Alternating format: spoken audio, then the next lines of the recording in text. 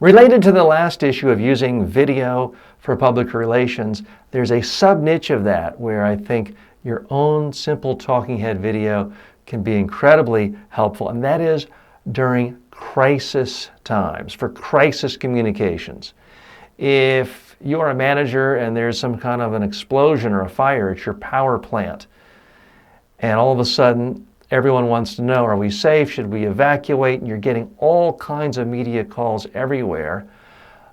It's quite often much smarter to just do a simple 2, 3, maybe even 5-minute video. You can put it out to the whole world. Now, all the local TV stations can take it.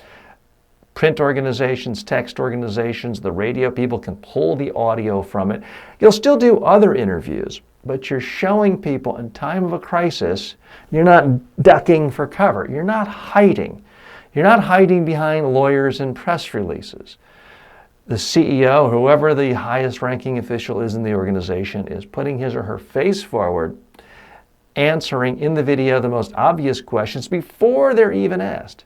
Showing transparency, that goes a long way to making the community, regulators, other interest groups, your clients, customers, the community feel better about you during a time of crisis.